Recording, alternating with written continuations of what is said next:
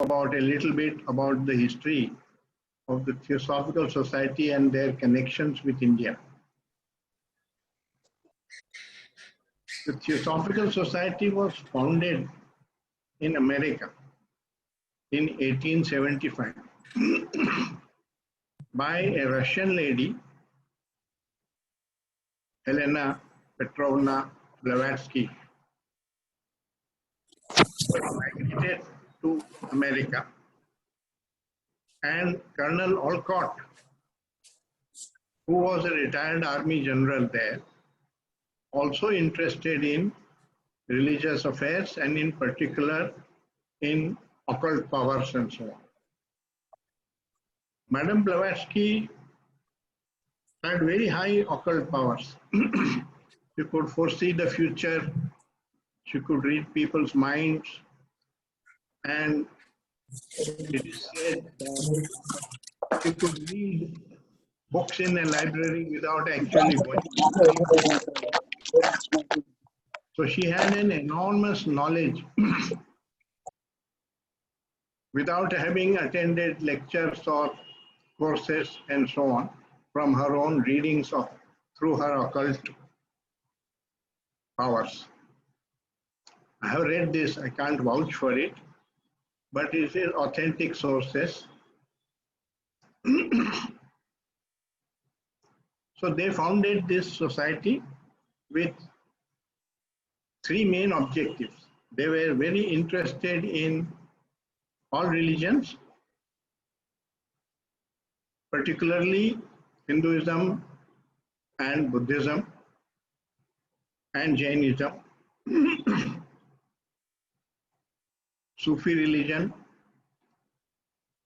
So mysticism, occult powers, the quest for truth. And they took the motto of the Theosophical Society from the Sanskrit saying, Satyam Nasti Paro Dharma, which means, which they translated, that there is no religion higher than truth. So that is even today the motto of the Theosophical Society. Now imagine that they are doing this in 1875, 19th century was a Victorian England, all steeped in Christianity and extremely narrow religious views and political and social views. So they were very great visionaries. They had a global mind, and they formally created this society saying, talking about universal brotherhood of man as one of the objectives, no discrimination on the basis of caste, color, creed or sex. The objective of the society is to be in quest of truth from all angles. So it included the quest for truth through science, through philosophy, through religion as the quest for truth. Therefore, they studied the Upanishads and the Vedas and Sanskrit texts and Buddhist texts and so on. In fact, they were so impressed with the Buddhist teaching that both Olcott and Madame Blavatsky became Buddhists, formally joined Buddhism. And they came to India in the 1880s and chose Adyar as the international headquarters of the Theosophical Society. Although the facilities, material facilities were primitive, but they wanted the spirituality of India. So on that basis, they started the headquarters there. And they toured all over India. And they started several theosophical lodges. Some of the earliest lodges were also in Karachi and in Delhi and in Bombay, Madras, of course. and Calcutta. Another smaller town, I don't know, Baroda also has one, which is fairly old lodge. So it was fairly well spread, but not so well known. It was a small group. It became more well known with the advent of Annie Besant. Now, Annie Besant came into the picture like this. She was already a very well-known revolutionary social reformer in England, and whole of Europe knew about her.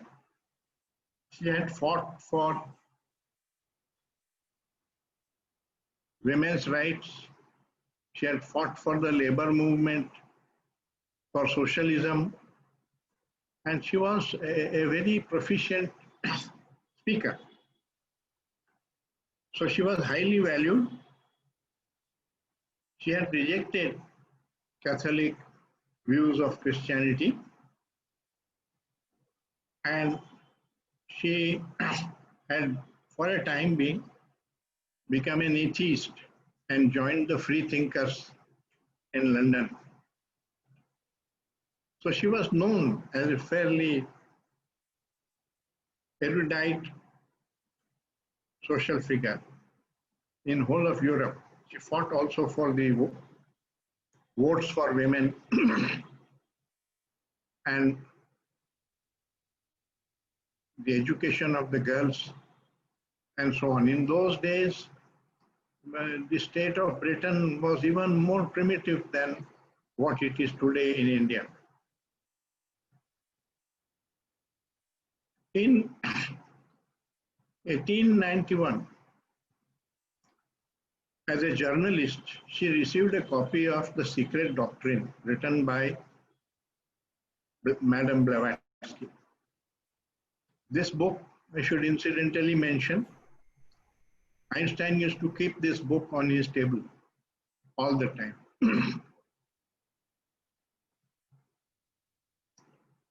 It made all kinds of pronouncements of cosmic laws and the origin of the universe and everything. It's a bit tough reading. It's there in the libraries, but it brought all this literature from Indian religions to the West. And this book came to Annie Besant as a journalist to review. Now, she was an atheist. She didn't believe in religion at all. She had joined with Charles Bradlaugh in a society for free thought and secularism and so on. And they were both working for various social causes. She found this book fascinating and she wanted to meet the writer. So she goes and meets Madame Blavatsky, and she's so impressed in that meeting that she requests her to take her as a disciple. So she accepts and she became the main disciple of Madame Blavatsky. In 1893, the first Parliament of Religions was held in Chicago, and she was sent as the emissary for Theosophy to talk about Theosophy in that Parliament of Religions. There she met Vivekananda, who had come to speak about Hinduism. And of course, he came from Ramakrishna Mission, which believed in all religions as a quest for truth. So she was highly impressed because it was very similar to the beliefs of the Theosophists, that all religions are different paths to the truth, but truth is the highest religion. This was the main pillar of the Theosophical Society. She was so impressed, she befriended Vivekananda And she decided that very year, 1893, to come to India. She comes to India and she falls in love with India. She makes friends here, particularly in the Arya Samaj, and eventually joins the Arya Samaj. And she settles down in Banaras in what is today the Theosophical campus is her house. She lived there from 1893 to 1907 for 14 years. Olcott was the president of the Theosophical Society, and Madame Blavatsky had died.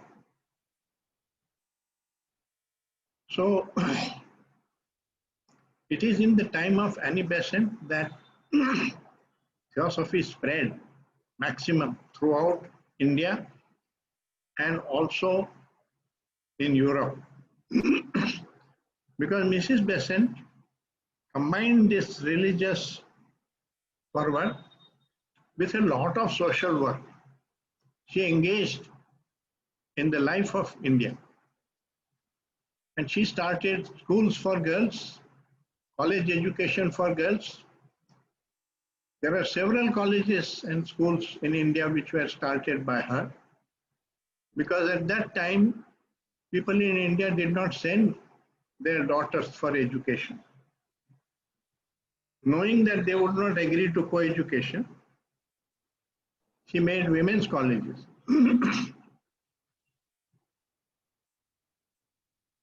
She learned Sanskrit, mainly with Bhagwan Das in Banaras.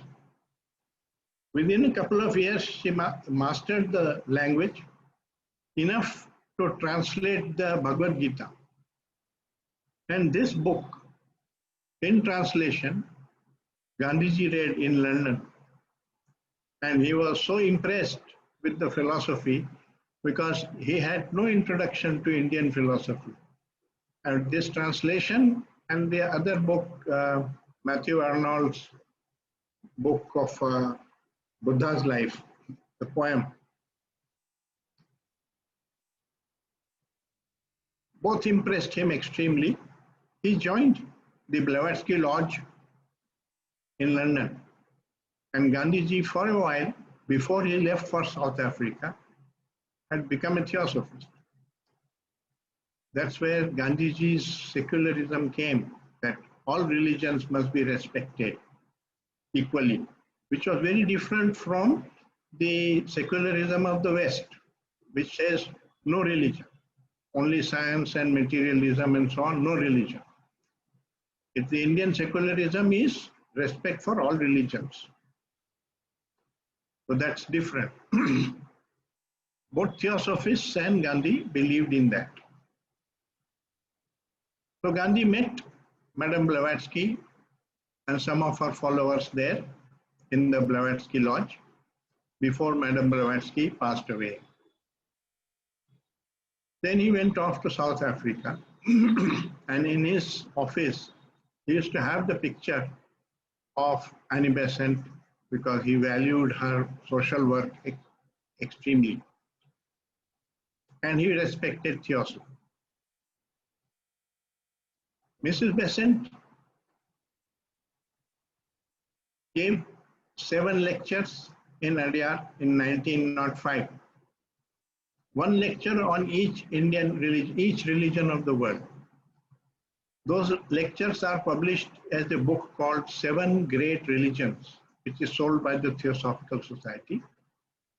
And she pointed out in them that essentially all the religions are saying the same thing about kindness, love, compassion, non-violence, and so on.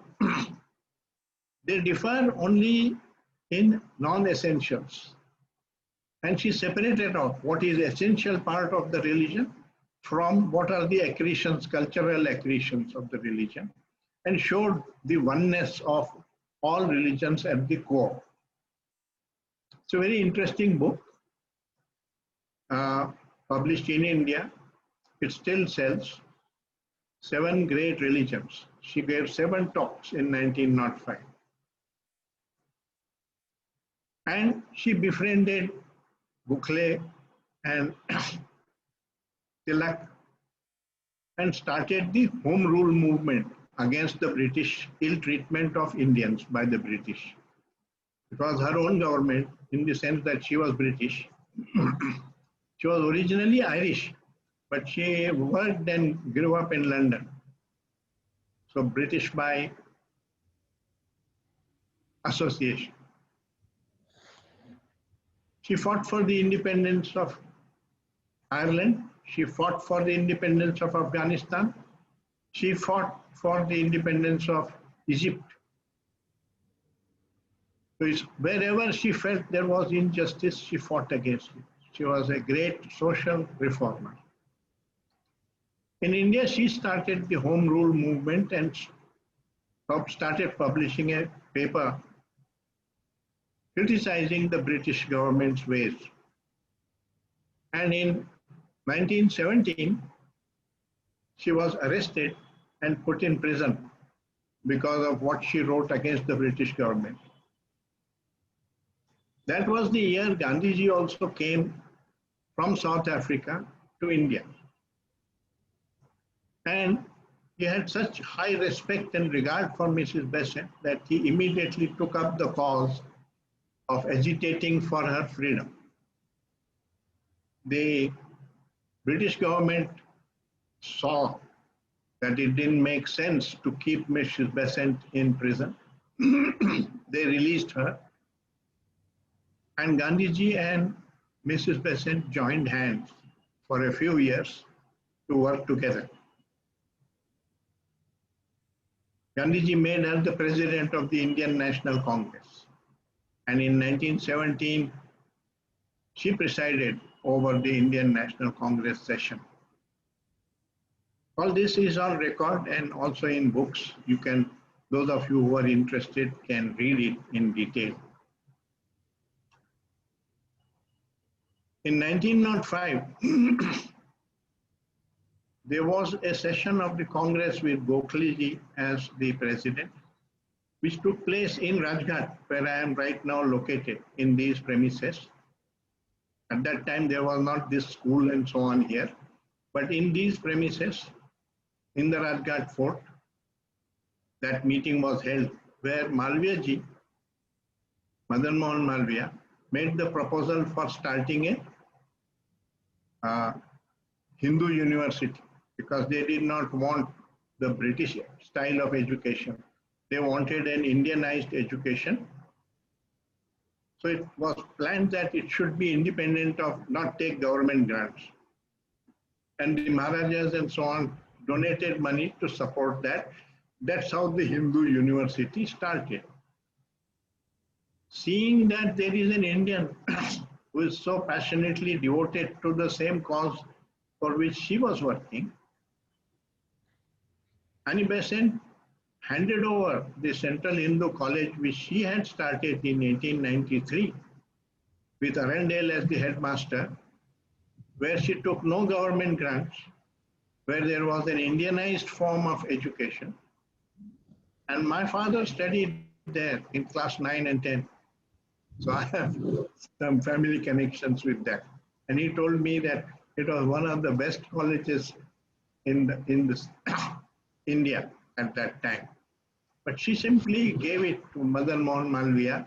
It became the first nucleus for the Banaras Hindu University. The main campus where it is located now came up later on. Now that college runs as the education department of the Banaras Hindu University. So I'm just showing you the magnanimity of some of these theosophists, especially Annie Besant. Now she is a multidimensional woman, and she had cultivated occult powers with the help of C.W. Leadbeater. She had befriended C.W. Leadbeater, who was a bishop in the Christian church from Australia. And at one of the theosophical sessions in London, she found this man who had a lot of occult power, and she learned occultism from him. So she also acquired occult powers. And when she became the president of the Theosophical Society in 1907, because Alcott passed away, she invited C.W. Leadbeater to join her in the mission at the Theosophical Society. That's how C.W. Leadbeater came to Adyar in 1906. In 1907, they together published a book called Occult Chemistry, in which they say that we put different minerals in front of us. We make ourselves mentally smaller than the smallest particle in this mineral, and we are writing what we actually see. So you see, in order to describe this room, I have to be inside the room so that I can see all the contents of the room and describe it to you. So what they are saying is, these are not imaginary fancy descriptions. We make ourselves smaller through occult power, smaller than the smallest particle, and what we are seeing is inside the atom. At that time, scientists laughed at it, whatever they said. They talked of triads and so on. But they said, we don't know what your science says, but these are our observations. And they published the book. It still exists. When science has advanced later on, quantum mechanics and quarks and so on were discovered, then people have found a lot of parallels between that book which they wrote on occult chemistry, their observations, and what modern science says today. Because all these electrons, protons, and so on, they also form triads, and 3 different quarks come together and so on. There are some distinctions also. One of the professors in BHU, I forget his name now, he's from Maharashtra, Arnikar. He wrote a book called Occult Chemistry, giving both the comparison of modern science and what Leadbeater and Annie Besant had found from their occult studies. So they were definitely very proficient in these occult, जिसको हम लोग हिंदी में सिद्धि कहते हैं, सिद्धियां थी उनको, देविक सिद्धियां. So with these occult powers, they could read people's minds, see through distances which normal vision cannot sustain.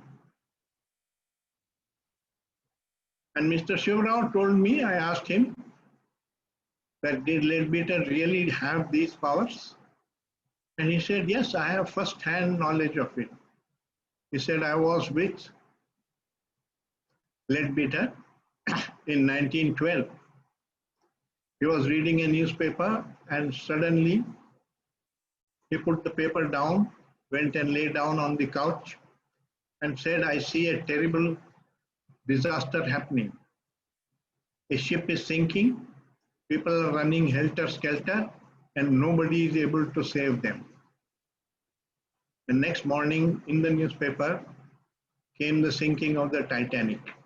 So while it was happening some 5,000 to 10,000 miles away, Leadbeater was actually seeing that thing happening from Adyar, from his home. So we have definite evidence that he had this kind of powers. I don't have any idea how they operate. Science doesn't accept it, but we have this evidence. Mr. Shivrao was not a person who would falsify things or tell lies. He was a friend of Krishnamurti, and Krishnamurti used to stay with him in Delhi. That's where I first met Krishnamurti. And that's where I asked Mr. Shivrao about all this. Anyway, so the story of Krishnamurti starts from a statement by Madame Blavatsky in her book called The Key to Theosophy. In that book, she writes that there is going to be a great torchbearer of truth who will come on earth shortly,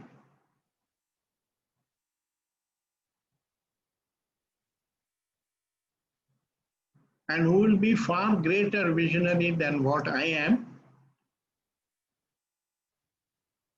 And she told Annie Besant that she created the Theosophical Society mainly with the purpose of preparing humanity to receive the teachings of this great torchbearer of truth.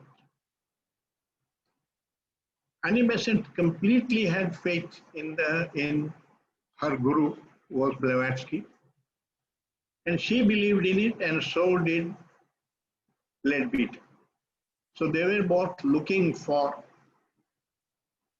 a young boy whom they could bring up to manifest this teaching.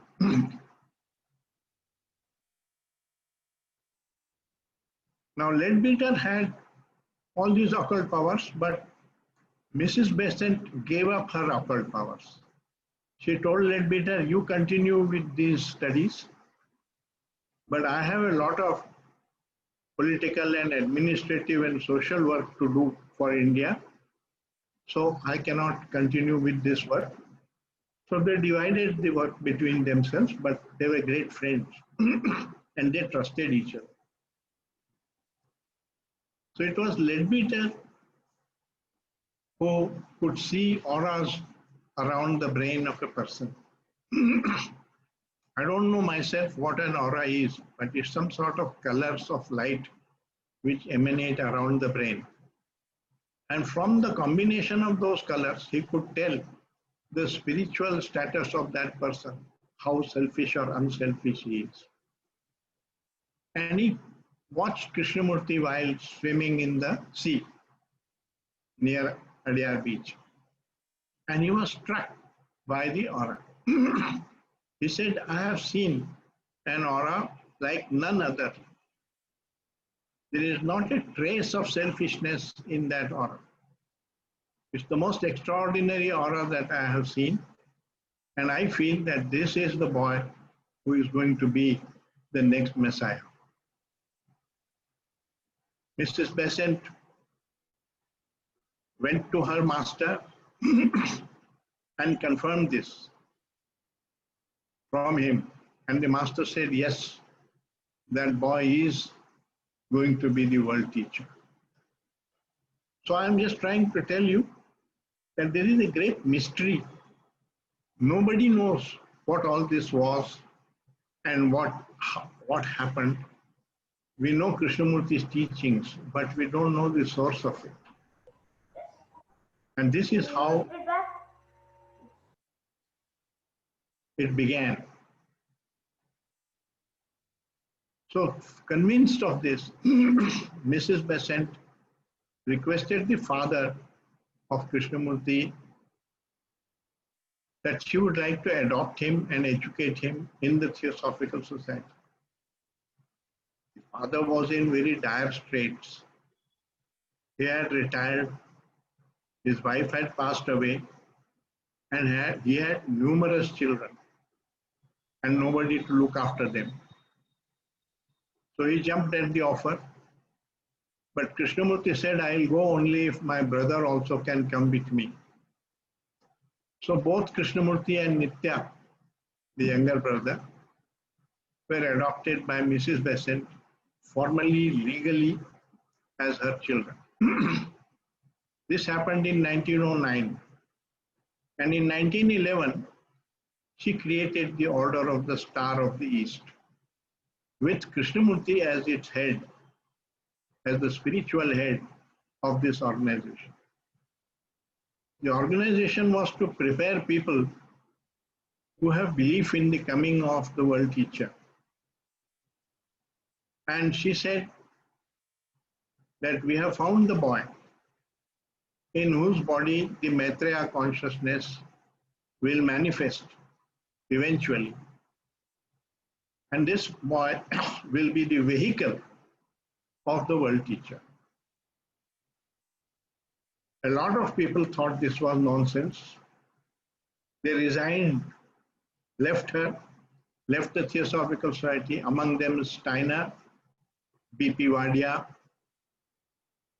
In Benares, her friend Bhagwan Das did not believe in this. They all advised her against it, but she stuck to it. She said, no, my master has told me, and I have complete faith in my master. Now these masters, they believed, were people who had perfected themselves, attained nirvana, but refused to leave the earth because they were not satisfied with their own personal freedom. They wanted to remain in the orbit of the earth and to guide the destinies of the earth. So they talked about some white brotherhood in which these people live, and they influence, and they have decided to give a teaching through Krishnamurti, and Krishnamurti is going to be the torchbearer for that teaching. They even predicted that this teaching may not agree with Theosophy. He may not accept anything that we believe in. We have to be prepared for that, because all previous world teachers have broken away from the past. And therefore, we must not expect that this new teacher would not break away from the Theosophical Society. All this was said much before Krishnamurti already separated from the Theosophical Society. And they also said that we must not condition his mind into Theosophy, because that will be a block for the new teacher, the Maitreya consciousness, to express itself. We should be aware of all this and be prepared for all this. So they mainly brought him up, educating him privately in languages and in certain religious scriptures and so on. And a very strong Brahmanic discipline. It was Leadbeater's job to impose all this discipline on Krishnamurti. And it has been described in books by Mary Latians and Emily Latians. Emily Latian's book called Candles in the Sun, and the 3 biographies of Krishnamurti. The first one called Krishnamurti, The Awakening, describes all this life in the Theosophical Society. So that was the training in which Krishnamurti was brought up. He had certain amount of healing powers. He used to heal headaches of Annie Besant and so on. And it was noticed that he already has some occult powers. They did not want to condition him as he was brought up.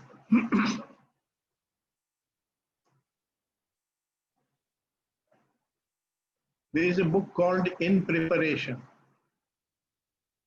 I think 1924 or so. Krishnamurti brought it out as the head of the Order of the Star of the East. It talks in detail about the discipline, the food one should eat, and so on. And it is surprising that those prescriptions are today supported by all the latest medical theories and so on about diet.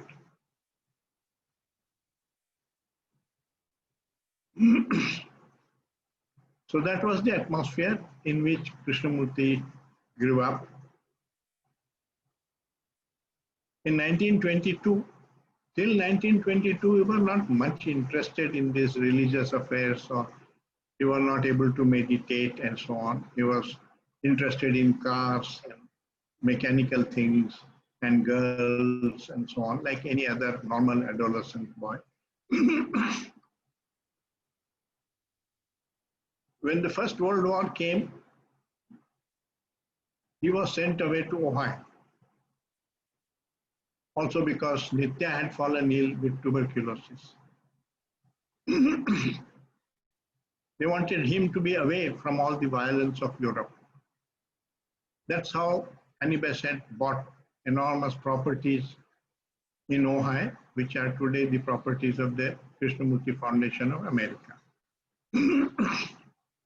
She also created another foundation called the Happy Valley Foundation, which is now headed by the daughter of Rosalind Rajgopal.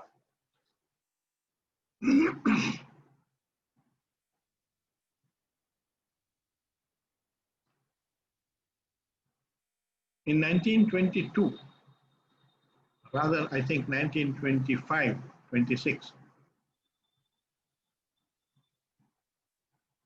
Krishnamurti went through the first experience of sorrow because his younger brother died while he was on a journey to India. That was a great shock to him because Leadbeater and others, Arundel and so on, had predicted that Nitya will not die. Masters have said that Nitya will not die. So that was the first shock for him, that all this is not reliable. These messages coming from the masters and so on are not reliable.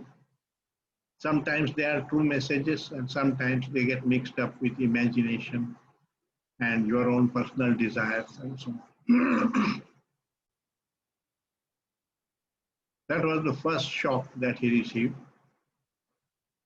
For a week or so on the boat, he said to have been like mad with sorrow and tears throughout the day, great depression, because his brother was his main attachment. But before he landed in India, he had written a letter to a friend saying, I have experienced personal sorrow. I am through with it. I have cheated death. To me, that means that death came to trap me in self-pity and anger and hatred, but I have seen through it. I have learned about it, and I have freed myself from all this. So he already had this capacity, innate capacity, of learning from experience and not getting trapped in experience. It is said that when the boat landed in India, and people went to receive him, they found him absolutely peaceful and calm. And it is in that year, in 1925, after the Theosophical Convention, there was a meeting of the Order of the Star of the East, I think on 28th of December, 1925, in which, for the first time, Krishnamurti turned from third person to first person. He used to say, when the Maitreya comes, and so on, and he started saying, I have come. And I have come to heal your sorrows and so on. So he came to first person. And Leadbeater and Annie Besant and other educationists, they were all sitting there in the audience, and they all could sense clear difference between Krishnamurti before this and after this. So that is taken as the moment at which the other consciousness entered the body. Leadbeater said, when the other consciousness enters the body, Krishnamurti's consciousness was expected to leave the body, but it refused to leave. So then both these consciousnesses are fused in one. So instead of his being the vehicle of the world teacher, he is now the world teacher. But this dual consciousness theory was denied by Krishnamurti. He said there are no two consciousnesses. The man on the dais is the same as the man in the dining hall talking to you. That's what he told Mama Madhvacharya when he asked him this question. So there is a great mystery about all this. They used to travel on the astral plane, and they used to meet the masters and talk to them, get messages and instructions from them. The first book, called At the Feet of the Master, says, these are not my words, these are the words of my master. I'm only transcribing them. It is sold even now by the Theosophical Society, At the Feet of the Master. So there is a great mystery to the consciousness of Krishnamurti and the origin of it. And Krishnaji never denied that. It's a wrong idea that people have, that he denied that. Because I asked him, in my very first meeting with him, I asked him, sir, I have read that you people used to sit in the esoteric section and talk to their spirits and bring messages. What was all that? Was it all hallucination? And he said, no, sir, those things exist. It's another form of power. It has nothing to do with goodness. Therefore, I am not interested in it. So he never denied that he met the master, that he got messages and so on. But he said, his teaching Don't is... Don't worry, if the phone, anything falls, don't hurt yourself. Okay. Let the phone fall, let anything go. I think you need to mute everybody else. Want some salt? No, that's okay. No. So he has not denied the existence of that power or those masters and so on. He himself experienced all that. But his teaching is, don't depend on any master, neither living nor dead. You have to take responsibility for your own learning and your own life, for coming upon wisdom for yourself through self-knowledge. And that is the most essential part. Without that, cultivating power is dangerous, because the ego will make use of all forms of power, including occult power, for its own purposes and selfishness. And therefore, power, a religious man, a truly religious man, is not interested in cultivating power. And it has nothing to do with goodness, the cultivation of power. So he warned against cultivating occult power, though he had occult powers, and it was occult power through which he was discovered, and all this. So there is great mystery in what occult power is and what Leadbeater did. But Krishnamurti did not deny that power, but he said it is more important to be free from the ego. And indeed, in creating the esoteric section, Madame Blavatsky in the Theosophical Society had very clearly said that please don't indulge in all these powers before you have completely freed yourself of the personality. If you do, it will burn you. It will destroy you. And those people who practice these powers in the Theosophical Society, many of them were not free from the personality, from the ego, and they eventually in old age they turn mad. So one has to be beware of this, be careful.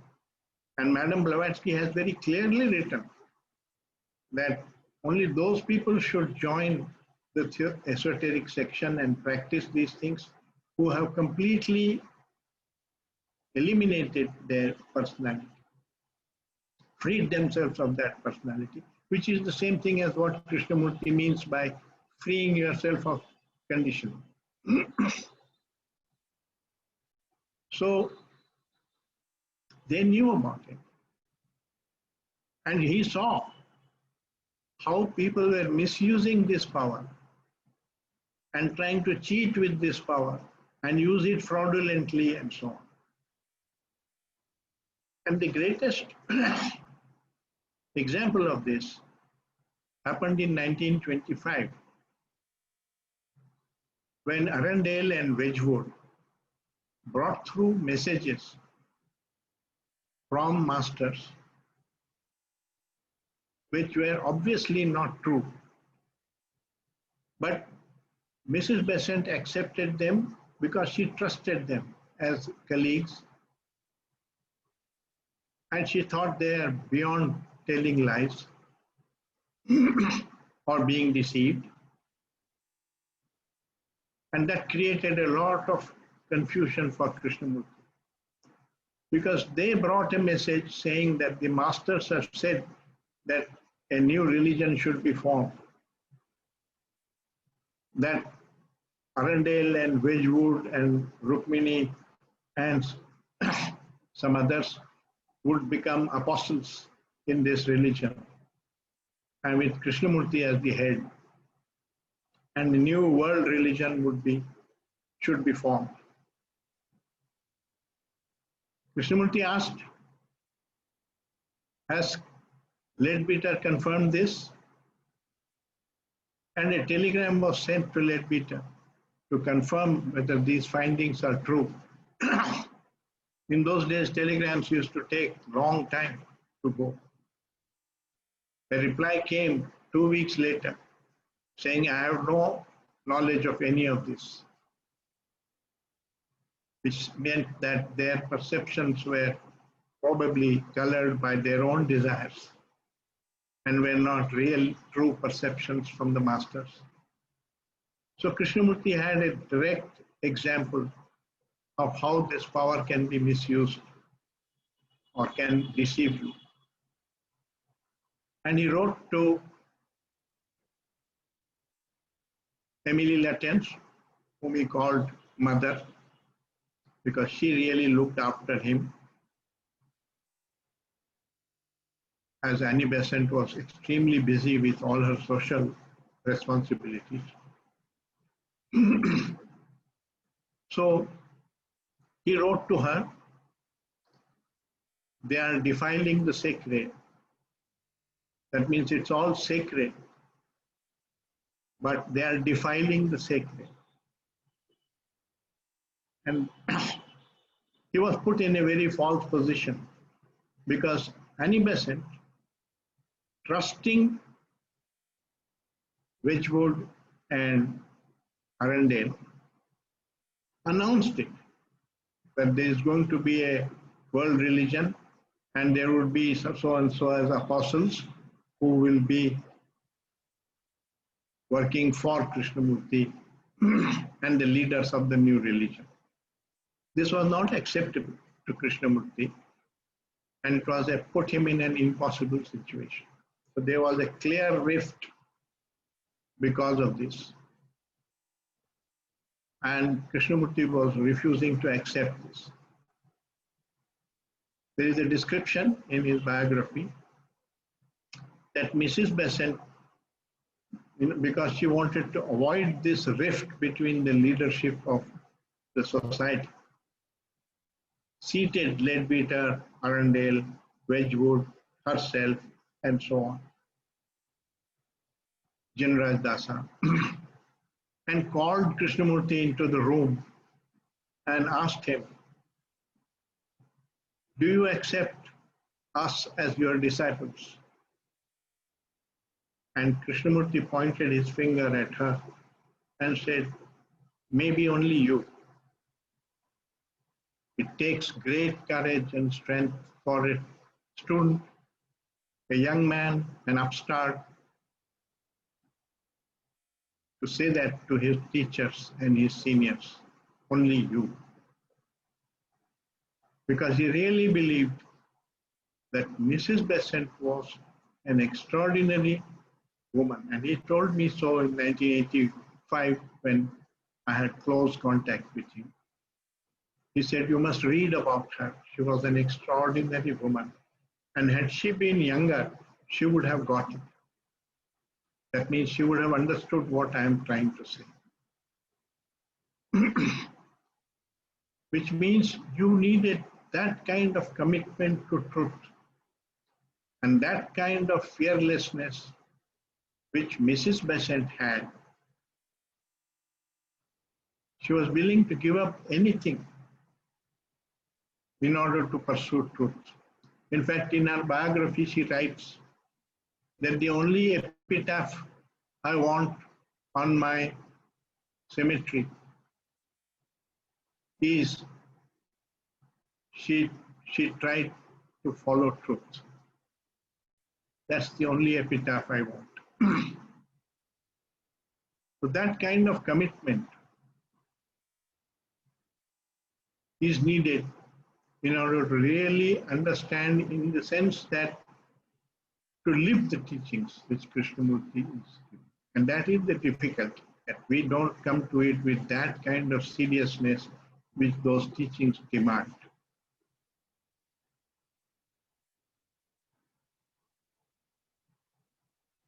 That made a break. But Krishnamurti did not leave the Theosophical Society. He tried to change the society from within, but he was misunderstood by the leaders, including Leadbeater. They started thinking that this man is denigrating the Theosophical Society, opposing everything that we have believed in, and he is very ungrateful because we brought him up and he would have died if we had not brought him up, and he is ungrateful, and so on. You should read the complete works of Krishnamurti in the year 1933-34. That's the last time he goes to the Theosophical Society and he talks to them and he gives his arguments and his reasoning why he differs from the leaders of the Theosophical Society. It's an extremely interesting volume, and if you really understand those things, you have understood completely what Krishnamurti is trying to say. Now I come to the main differences between the Theosophical view and what Krishnamurti is saying. Theosophists said what Hindus have also said, that you must take several lives and learn, and eventually you come to freedom from the self. That means there is gradual evolution of consciousness. Krishnamurti denied that. Leadbeater had introduced measurement of spirituality of a person using occult power, and Krishnamurti denied that as something absurd, that you can't measure spirituality of a person.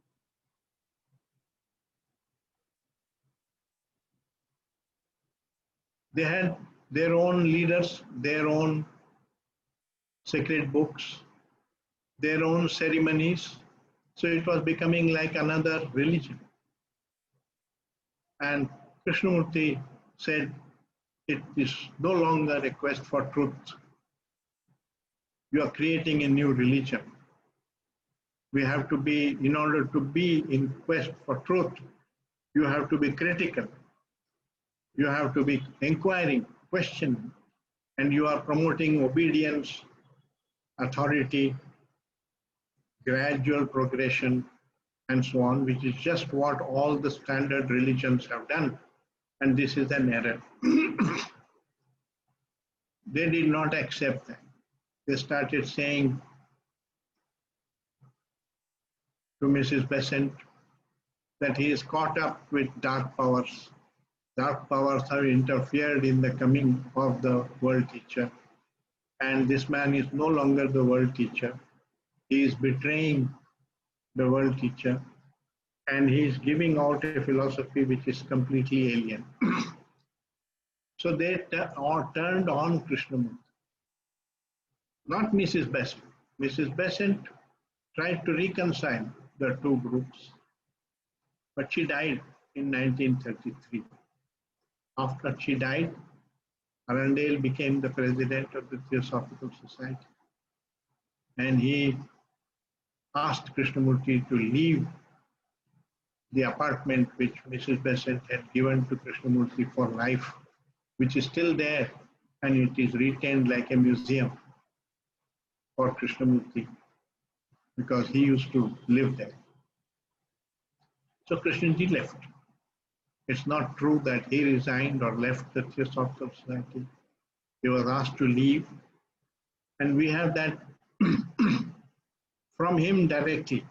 In the first foundation meeting that I attended, somebody was asking him a question that, sir, when you left the Theosophical Society, he interrupted him and said, just a minute, sir, let me make it very clear. I never left the Theosophical Society. They didn't want me there. So he never resigned. He was never elected, nor did he resign. He was there. They had announced him. And when he gave his teaching, it didn't suit them, so they threw him out. That's the whole truth about Theosophy and Krishna. They are still carrying on that way. There are good things in the Theosophical Society. In the ordinary sense of the word, they do a lot of social work. They have a Theosophical order of service. And Mrs. Besant herself was of the opinion. She said to Jinraj Dasa, she said, liberation is all right, but it must be used for the service of mankind. And she told Krishnamurti this. She said, you have freed yourself and you are liberated, but you must now serve humanity. And he said, Amma, I am doing that. She said, you mustn't ask them not to go to gurus and so on, because they need crutches. And he said, I can't do that, because my whole teaching is that you must take responsibility for your own life, and you must not depend on a teacher or a guru or a guide. That it stunts the growth and the intelligence of the individual when he relies on somebody else for directions. Except in material things, there it's all right in practical matters, like driving a car or looking at a map or normal education, but not in spiritual matters. So he could differ from Mrs. Besant, and Mrs. Besant respected that. So I have written an article, which is there on my website, about Annie Besant and Krishnamurti, two great souls in the quest for truth, in which I make that point. It's also there as a chapter in my book, that it was not a relationship based on favor or gratitude or attachment. It was a relationship between two inquirers into truth. Mrs. Besant herself had, in the quest for truth, separated from her friends any number of times. She left her family, she left Bradlaugh, and later on, in many cases, she left Gandhi because she differed from Gandhiji about non-cooperation and civil disobedience and so on. She said, you are teaching indiscipline to people. You may get independence a little earlier by these methods, but it will not remain worth getting. Don't do that.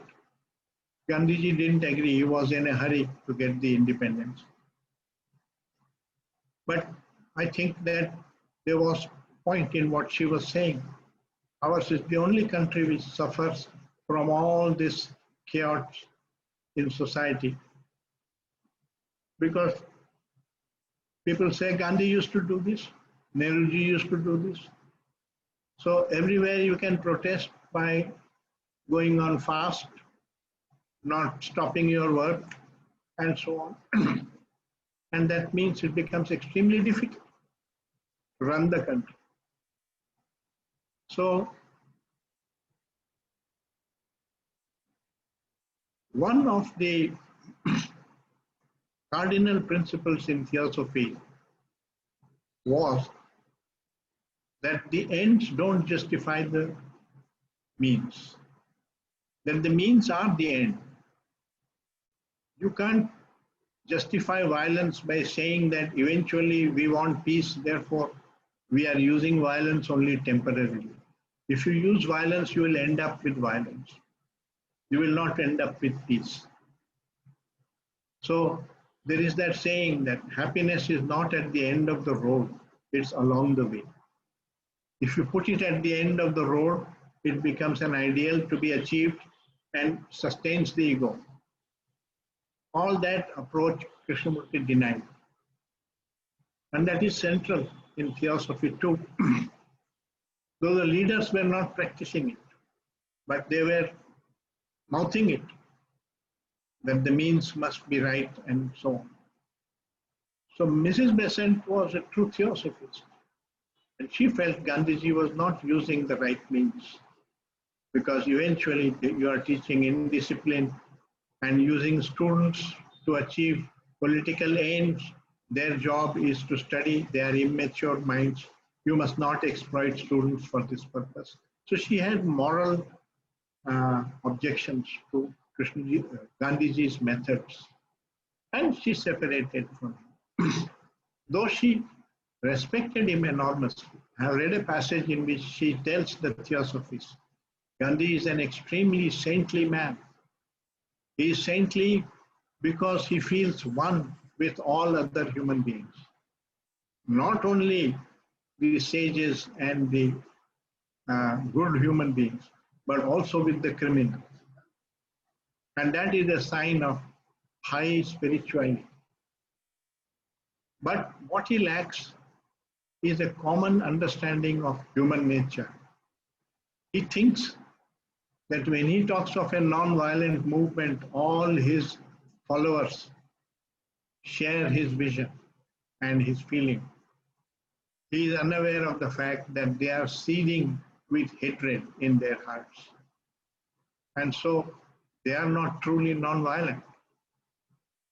And it is this ignorance on his part of the human nature that is the cause of so much mischief that is afoot in our country. But she respected. She said, personally, that man is highly spiritual.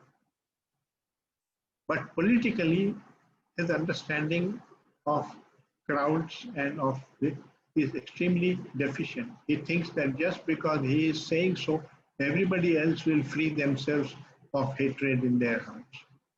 And that's just not true. I have read that. So she could distinguish between a human being, respect for a human being, and the criticism of his methods at the same time. So I think I have told you essentially. Now you must read if you want to understand in greater detail all this that I have told you. You must read, it's there in Candles in the Sun, in the first volume of the biographies by Mary Latians.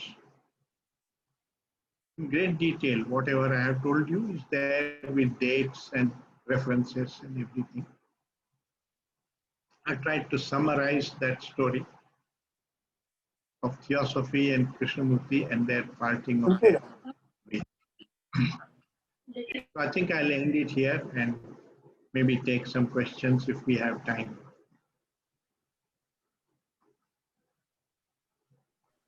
Yes, please. Anybody wants to ask the question, please go ahead. Raise your hand so I can unmute them. Good evening, sir. This is Dinesh Wagmare. Yes, please. Sir, just I want to ask one question. What is the status of Theosophical Society right now, and what they are doing, and what is the status, sir? They study all teachings. They study Gurdjieff, they study Ramana, they study Nisargadatta, they study Christianity, Vivekanand. There is a school of wisdom. So they still have this view that you must study a lot of different views and people in order to increase your wisdom. And that is a difference of opinion between Krishnamurti and Theosophy, because Krishnamurti didn't think that knowledge brings wisdom. His teaching is that to come upon wisdom, you have to come upon the truth, not as another person describes it, but through your own insight. And that insight is beyond knowledge. It is at the level of perception. Perception is not an idea. Ideas can be transmitted through books, through gurus, but perception cannot be transmitted. Perception is a sensory process. It requires senses, including the mind. And so it requires the whole of the human body, all his senses and the mind. And it needs a certain amount of freedom from the past in order to perceive what is without any distortion. Otherwise, what you perceive also has to be doubted. So his teaching is very different from the theosophical teaching. The theosophists respect Krishnamurti as one of the teachers, and they often invite me to talk about the teachings. When I go there, it's a good society in the sense that, in the ordinary sense of the word, but they believe in social work, they believe in arriving at wisdom through knowledge. There are some who inquire too. There is a whole Krishnamurti group within the Theosophical Society also. But they are a conglomerate of many groups. There are Christian groups, there are Gurdjieff groups, and all kinds of professors come and speak. So it's very different from Krishnamurti's teaching. It goes on.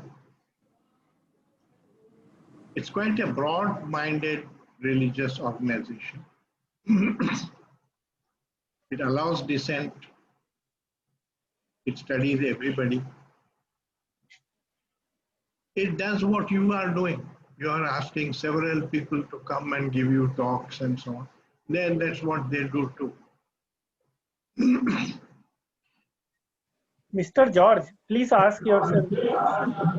Yes, sir. Am I audible? Thank you very much. Yes, I will put my question, sir. In 1908, for days, Ledbetter watched K growing aware of the presence of the young boy and the unique aura that contained no selfishness. So the seed is already there, the aura of unselfishness, even before K is aware of that for himself. Thus, the process is only a furtherance. In November 1979, K spoke with Asit Chandmal about the immense reservoir of energy that existed, and K asked, can man reach it and let it operate? For which Asit said, surely a boy who had no evil in him no self, was a very rare being. He could touch it, but could that energy be contacted by ordinary beings? K said with hesitancy, I think it is possible, sir, and added, what was necessary was an absolute purity of mind. So, what value of the seed the process had to do of all these lectures, discussion, etc., except the role of a master or of a guru? As K himself has said, my mission is to set man absolutely and unconditionally free. So can you please comment on this, sir?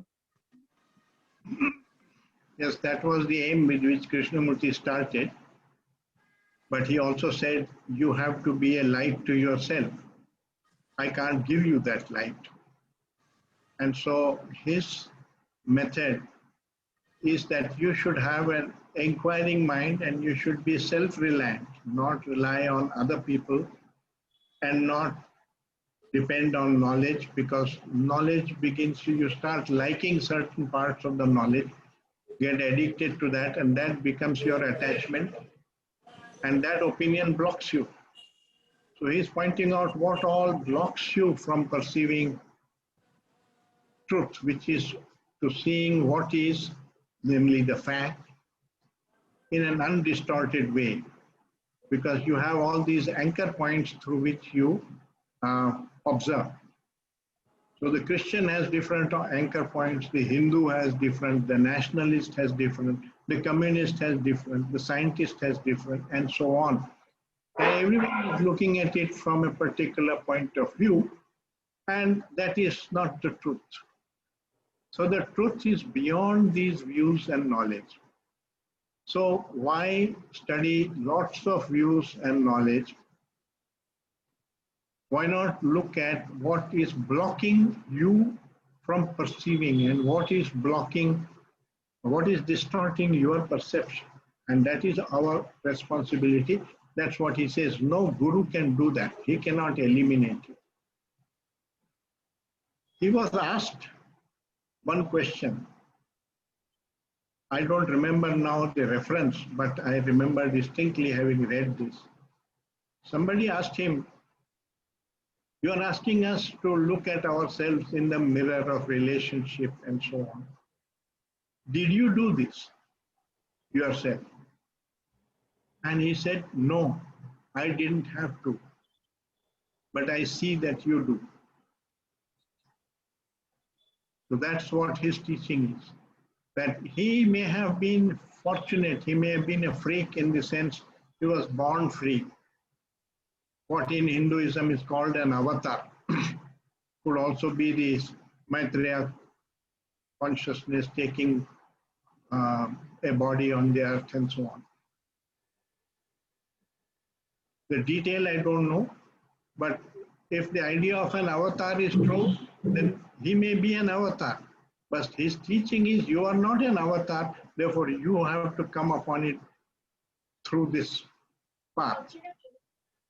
But the path is not a, it's a path of learning with a learning mind, not a mechanical path of achieving some result. So the ego becomes the biggest block to this learning. And his whole teaching is about ending the egoistic approach in yourself. Thank you, sir. Mr. Dilli. Sir, you met J. Krishnamurti quite a few times, sir.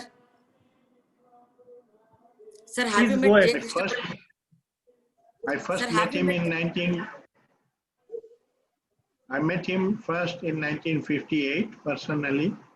Okay. Before that, I had read his books. And after that, I attended several of his talks. And I was invited to small dialogue groups and so on. Occasionally, I had lunch with him, but I can't call that a serious meeting with him. But the only other serious meeting with him which happened was in 1985 when he called me and he wanted me to take charge of Rajghat. All that I have documented in my book, which is now also translated into Hindi. Okay. Whichever. Sir, when you were with him, what did you feel, sir? Being with such a great person, what did you feel face to face? What was your feeling, sir?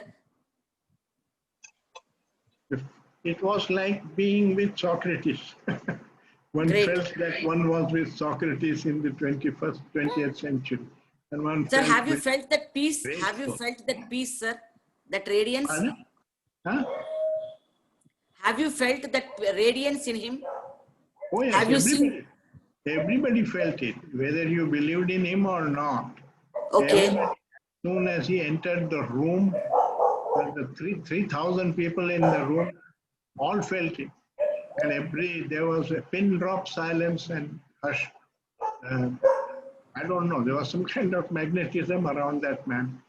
He was not an ordinary person. Even Khalil Gibran said, yes, as soon as he entered the room, I felt the Lord of Love has come. Now, yes, Khalil Gibran, not an ordinary man. He yes, had sir. a lot of perception. You are very fortunate, sir. How to get your book, sir? How to get your book? If you send an email to me, I can get it mailed to you. Okay. What is your email ID, sir? What is your email ID? pkrishna@pkrishna.org. And you must write whether you want the Hindi version or the English version. Okay, sir. Sir, thank you, sir. We are very fortunate to hear you. I'll get it mailed to you, and I can give you a 40% discount on the price which you would have to pay to Amazon. Okay, sir. Thank you. We are very fortunate to hear you, sir. It's today an extraordinary meet. Thank you very much, sir. It's a very memorable session, sir. Thank you. You're welcome. Thank you. Sir मेरा प्रश्न है, हाँ sir मेरा प्रश्न है एक। हाँ आशीष जी, नमस्कार सर। नमस्कार सर, जैसा कि हमने देखा कि धीरे धीरे गुरु का कद बढ़ता चला जाता है, टीचिंग का कद घटता चला जाता है, ऐसा बहुधा प्रायः देखने में आता है। जो कृष्णमूर्ति ने भी बड़ा इसके प्रति काफी संवेदनशील थे कि धीरे धीरे गुरु का कद बढ़ता चला जाता है और टीचिंग्स का कद कम होता चला जाता है। क्या जब एक फैन की अप्रोच होती है, एक लर्नर की अप्रोच होती है, क्या कृष्णमूर्ति की निजी जिंदगी के अंदर बहुत ज्यादा जाने से आपको ये नहीं लगता कि टीचिंग्स, कृष्णमूर्ति ये चाह रहे हैं कि मैं अपने नजदीक जाऊं उनकी टीचिंग के थ्रू, और मैं कृष्णमूर्ति के ही नजदीक चला जा रहा हूं जब मैं निजी प्रसंगों को इतना बारीकी से देखना शुरू करता हूं? क्या आपको ऐसा लगता नहीं? हाँ, ऐसा लगता है, सही है आप जो कह रहे हैं, इट इज ट्रू। लेकिन most people are also interested in history, they are interested in the work of a person, all that. So there is a place for knowledge, but knowledge is not wisdom. So if you want to come upon wisdom, which requires self-knowledge, you don't come upon self-knowledge through learning about Krishnamurti's life and his character and so on. You are learning about him. Self-knowledge, you have to learn about yourself. So you have to watch yourself, and that is the whole teaching. But normally we want to learn about Lincoln, we want to hear about Trump, we want to hear about other people, history of wars and so on. And in the field of knowledge, it has value. So I've given you knowledge of how Krishnamurti originated and how he separated from Theosophical Society. All this is not connected with his teaching at all. I briefly had to mention the teaching in order to point the difference with Theosophy. But it won't help you to understand him. You will have to, and it is not so much to understand him really. He's saying you have to understand yourself. We are the subject. I am the subject, not Krishnamurti. So understanding Krishnamurti is not important. Understanding Krishna is important for me. So I must, the object has to be within, observing within, not with the outside. But I'm also a professor. I also deal in knowledge, but I know that knowledge doesn't bring wisdom. So what I have imparted today, and indeed when you listen to Krishnamurti also, most of us just collect knowledge of his teaching. In order to convert that knowledge into wisdom, that is the pathless bit. Through the knowledge, there is a path. You are following that path because every week you have 2 or 3 lectures by different people. So you are getting a lot of knowledge. It is for you to find out how much you have grown in wisdom as consciousness transformed.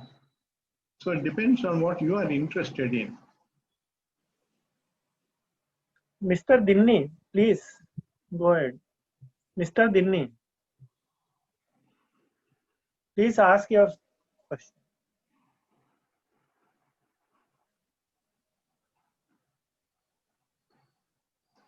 एक मजेदार वाक्य सुनाता हूँ, थोड़ा humour भी होना चाहिए। किसी ने कृष्ण जी से पूछा, does everybody understand Hindi here? No, I see a lot of South Indian names, not like Yes, sir. you. Yes, sir. Yeah. Hindi we understand, sir. Hindi you understand, Sudeshna, you do. But what about Yes, I do. Ramakrishna, Subramanyam, Ravi Chandra Rao, Sonali Murali? Please put it in English. It's okay, sir. It's Hindi is okay. Anyway, no problem. चलो mixture करते हैं. So somebody asked Krishna ji, he said, sir, you are talking to us. We have already heard you so many times and we have read your teachings. You should be talking to the man on the road. So Krishna ji said, the man on the road is not interested in this. The question in his mind is, where can I get the best beer?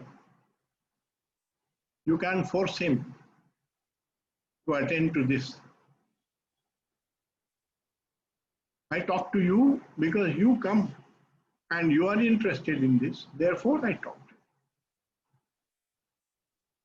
So that was his reply. There is no such thing as these people who are learned and those people who are ignorant. The learned are equally ignorant.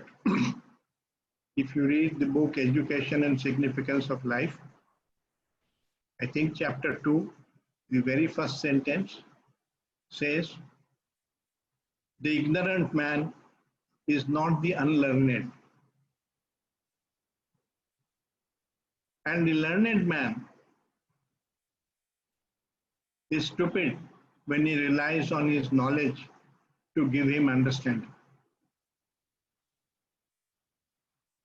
ये 2 sentence में पूरा अपनी समीक्षा हो गई.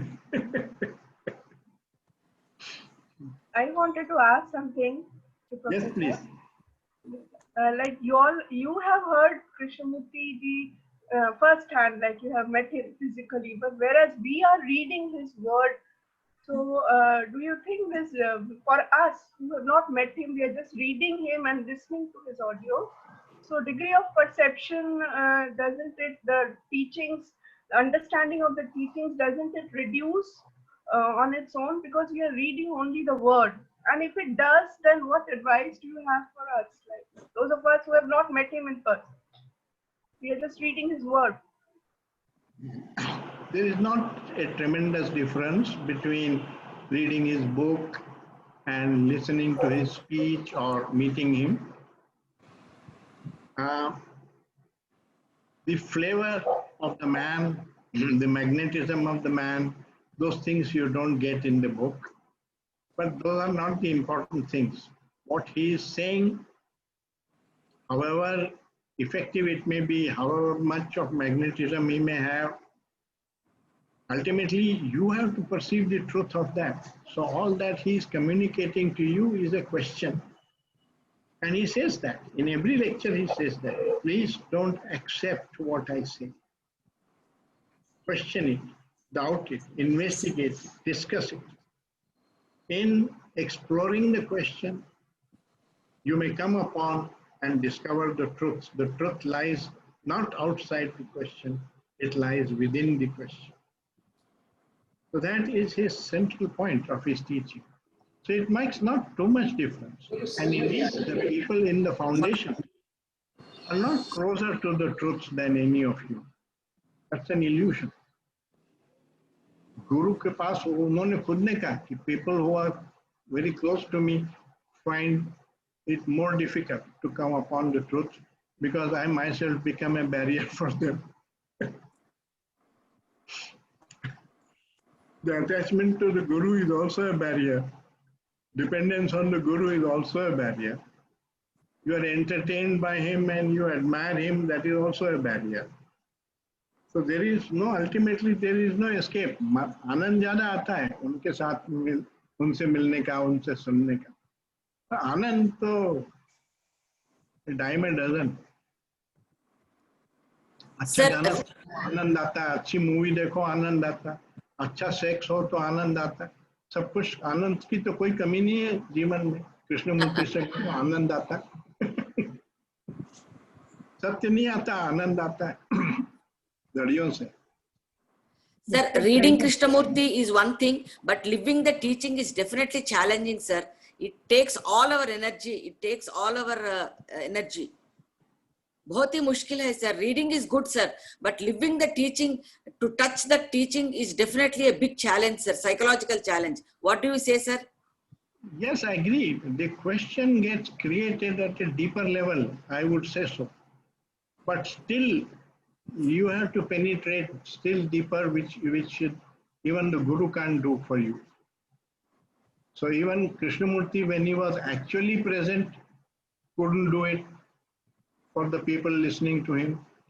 So you think the video will do it or the book will do it. You are decreasing the intensity of the contact. But even the greatest contact, I am saying, the contact with him does not give you awakening. It gives you a question at a deeper level. Yes, sure. And the question is a jewel, as he himself has pointed out. But the explanation of that question is your responsibility, not the responsibility of the Guru. देखिए मैं I'll pose the question. Time is over, sir. Will you please allow to continue this? Professor Krishna, time is over. Do you want that it should be concluded? कितने पैसे लगेंगे कुछ minute और चलने में? कोई पैसे नहीं लगेंगे. मैं तो कह रहा हूँ चलने दो 5 मिनट और. हाँ 5 मिनट और. तो मैं ये कह रहा हूँ कि ये प्रॉब्लम खाली कृष्णमूर्ति की टीचिंग के साथ नहीं है. जो भक्ति मार्ग पे हैं उनके साथ भी है. भक्ति तो सभी करते हैं मंदिर में जाके. कितने लोग मीराबाई बने वहां भी तो पूछो क्यों. So when in that through bhakti, the question is somebody goes deeper. This going deeper, what is that? It's a mysterious process. It's an insight that becomes a truth or a reality for that person. It is no longer an idea or a concept. So no problem. How do you go from knowledge to perception? That is the problem. That is the pathless bit. Mr. Trinesh. Yeah, sir, I have one question.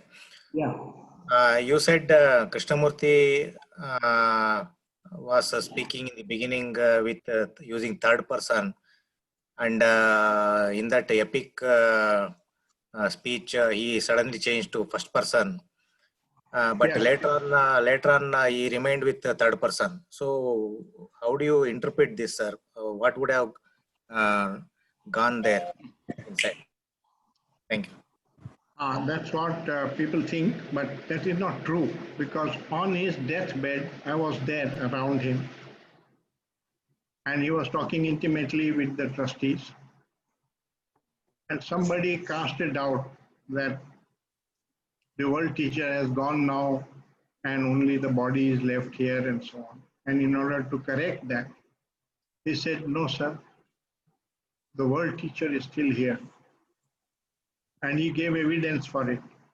He said, I know this because I have all these wonderful dreams Then he corrected himself. No, not dreams. Whatever it is that happens at night, it's still going on.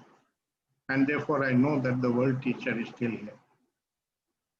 So he didn't deny that he is the world teacher, but he said he didn't want us to accept what he is saying out of the authority of being a world teacher, because he was against all authority.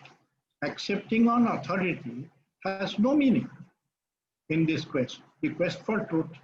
In the quest for truth, authority has no meaning.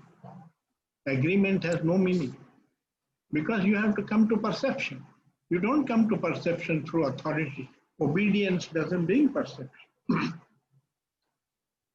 So it's a different category of perception thing, not at the intellectual level. That is the real difficulty. Intellectually, there are many people who understand Krishnamurti very well. David Bohm extremely, but he was not in that consciousness. I have had dialogues with David Bohm. He was a first-rate intellectual, but he didn't have the consciousness with which Krishnamurti was living and talking. He didn't have. He had fear, he had conflict, he had suspicions, doubts. He was hurt. He was an ordinary man, but with great talent. You must distinguish between talent and spirituality. Thank you, sir. You're welcome. Okay, now we can end it. Thank you very much, sir. Great session. It's a pleasure. Most Thank you. welcome. Most welcome. But please Thank you study so all much. this. Thank you very much. No? Thank you, Krishna ji, sir. We hope, sir, you will come at least once in a month, sir. Sir, Welcome. When is Sir, the next can I meet, sir? request When is you- the next meet? sir, next Thursday, how नहीं, अभी teaching revealed in next- your life. नहीं, next Thursday नहीं, Thursday, next month, अक्टूबर में अब. है कब अक्टूबर में? अक्टूबर में हाँ, एक महीने में एक बार. एक महीने में एक बार. Yes, That's all. But the subject, chance दीजिए. are you confirming the subject, sir? नहीं, सब्जेक्ट तो आज खत्म कर दिया. अब नए subject- I am saying how teaching revealed in your own life, how you changed with teachings. That is what I am asking. भैया सारे लेक्चर्स में उसी की चर्चा हुई. अब और कहने को क्या रह गया? Yes, sir. Yeah. Today you talked of Theosophy and Krishnamurti. You never अगले said that. करेंगे और मैं सोच के टॉपिक बताऊंगा. अगले महीने करें. Okay. हाँ. Thank you, sir. You will- धन्यवाद